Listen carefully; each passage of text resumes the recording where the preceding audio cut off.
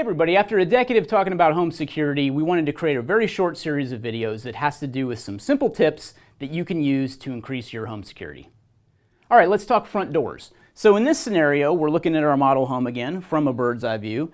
Here's our front door here, and that's what we're trying to protect, right? So in any security scenario where you're trying to increase your security footprint, the goal here is to make any would-be criminal that is targeting your house for a home invasion or just to steal your stuff to move on to an easier target. You want to make your home a harder target. So through these tips that we're running through in security, we're going to make this home a harder target. First off was the backyard and securing the fence so that a criminal can't access your fence, because the first step in something like this is securing the front door from the prevention of a kick-in or somebody kicking through the door, right? Because it's an easy way to gain access to your house.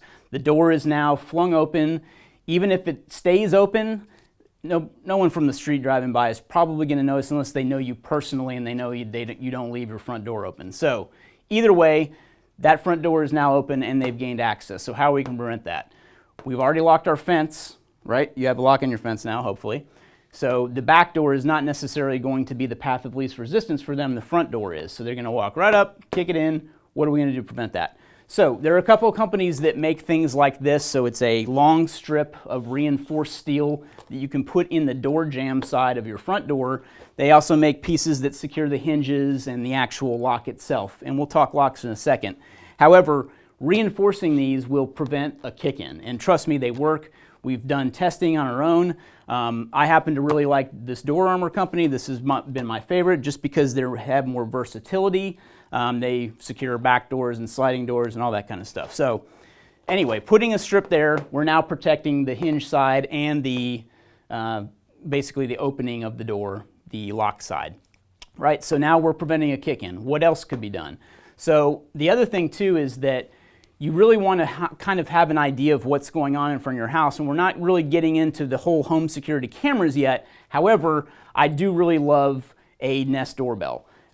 They are one of the few companies, well, there's only a couple companies that make doorbells that are providing footage of what's going on. I had a Ring doorbell. I didn't like it. I took it off. I didn't like the quality of the footage. It dropped out all the time. Long story short, I went with the Nest, never looked back. It's really good.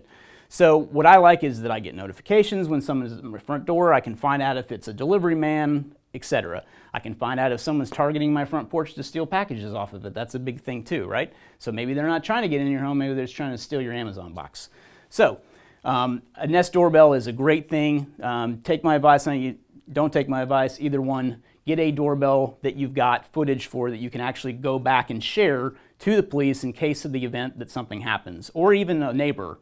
You can send out a mass email to say, hey, here's a link. This is the guy that was just in front of my house. Keep an eye out for him, etc. So, front door, Nest doorbell, hinge side protection, door side protection, lock side protection. We've got those covered. So the other thing to note with a front door is that it never hurts to pull a little deception with the front door too. Something that can even prevent people from wanting to kick in your door is a nice pair of size 11 boots sitting out front. So anything that you can do to make your footprint bigger or to make a criminal go away and target another house, you want to do. So those are just a couple of tips for the front door. Now we're going to move on to locks. All right, so choosing the right lock for your front door does matter. So that's why we like to advocate skills like lockpicking, which seems very nefarious and that only criminals would use it. However, I believe in learning skills that criminals know so that you can better protect your home too, and this is one of them. If you know how a lock works, you can choose a better lock that can prevent someone from picking it because you know how to choose a lock that has anti-picking technology, if you will, really just different pins that don't allow something like that to happen.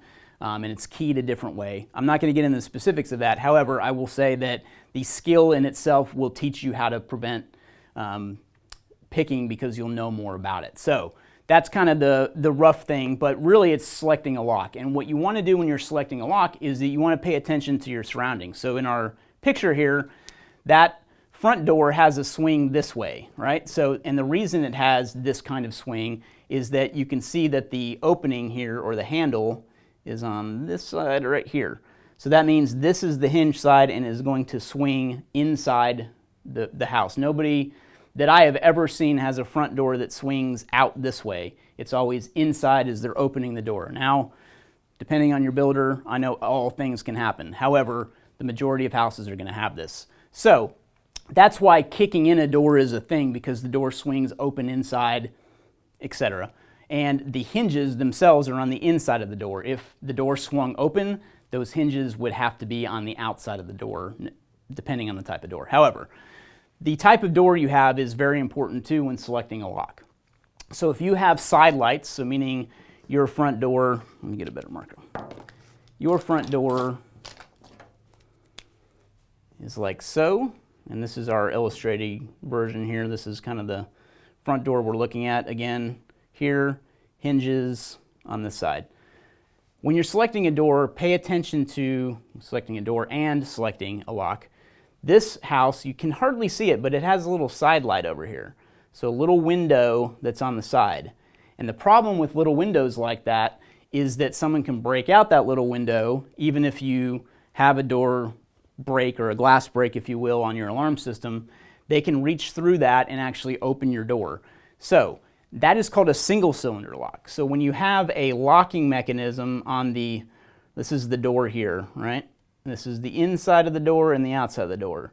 When you have only a lock that's keyed on the outside here, this method of reaching through and just opening a throw latch is very easy to do.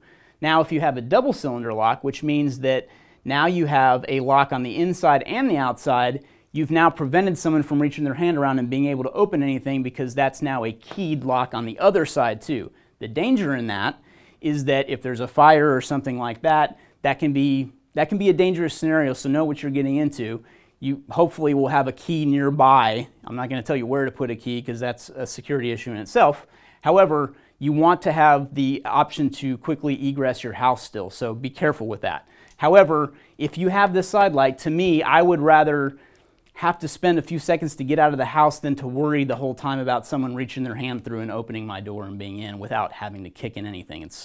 This little piece of glass is not going to make that much noise when someone tries to get in the house. So anyhow, that's a double cylinder lock. That's something you can look for. So even if you're not well versed in what kind of lock you should buy, just knowing the single cylinder versus double cylinder is a big point to know too. So coming back to this, if you look for security in a lock, so in the name of the lock, if it has security in it, more than likely it's going to have some type of anti-picking device or anti-bump key device. I'm not going to get too much into that. However, lots of locks claim security when all they do is enable you to rekey them easily, so be careful about that.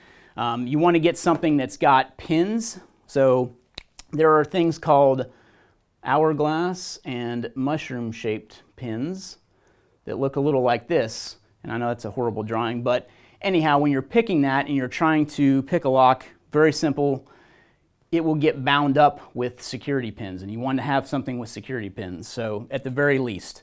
Anyhow, lock, hinges, we talked about that. That's just a brief run through of some different types of locks you can put on your house, so just pay attention to that. Pay attention to everything that's going on with your front door, and if I was a criminal, how would I get in? If you like the security tips that we're sharing today, we've actually got an ebook that's jammed full of security tips just like this. It's called our Home Security ebook. Go to store.itstactical.com and learn even more.